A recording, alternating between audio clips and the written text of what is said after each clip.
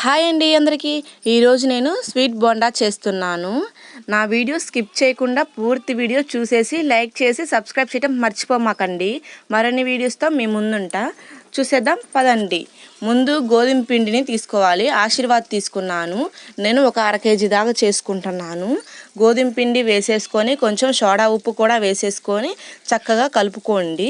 తర్వాత బెల్లం కూడా ఒక కుండ కాకుండా కుండలో సగం అయితే సరిపోతుంది.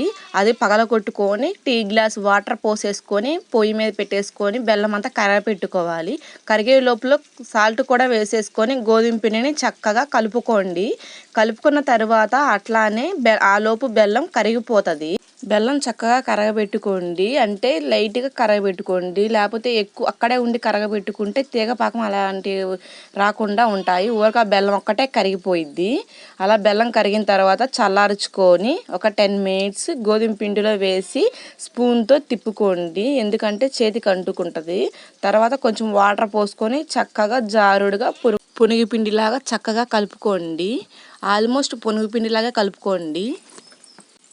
చక్కగా ఉండలు లేకుండా నీట్గా కలుపుకుంటే ఇంకా ఒక 10 మినిట్స్ పక్కన పెట్టేసుకోండి. దానిపైన కొంచెం ఆయిల్ లాగా పోసుకోండి. ఈ కన్సిస్టెన్సీలో కలుపుకోండి. అప్పుడు బోండాలు అనేవి చక్కగా బాగా పొంగుతాయి. ఒక 10 మినిట్స్ దానికి రెస్ట్ ఇచ్చేసేయాలి, ఎందుకంటే కొంచెం టైం పట్టిద్ది పొంగటానికి అనేది.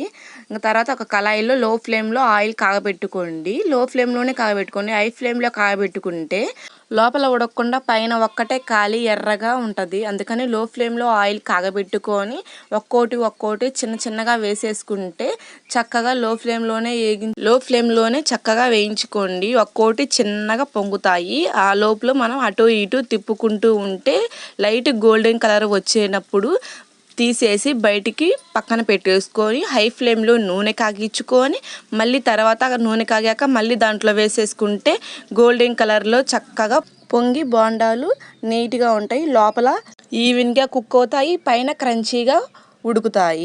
అలానే అటు ఇటు తిప్పుకుంటూ చక్కగా వేయించుకోవాలి. కొంచెం టైమే పట్టిద్ది. లో ఫ్లేమ్లోనే ఉడికించుకోండి, టేస్ట్ బాగా ఉంటుంది. చూడండి ఎలా పొంగుతున్నాయో ఒక్కోటి. అలా మనం చిన్నగా ఒక్కోటి తిప్పుతూ ఉండాలి. ఒక సైడ్ కాలుతుంది, ఒక సైడ్ ఏం కాలట్లేదు. అందుకని అటు ఇటు తిప్పుకుంటూ చక్కగా.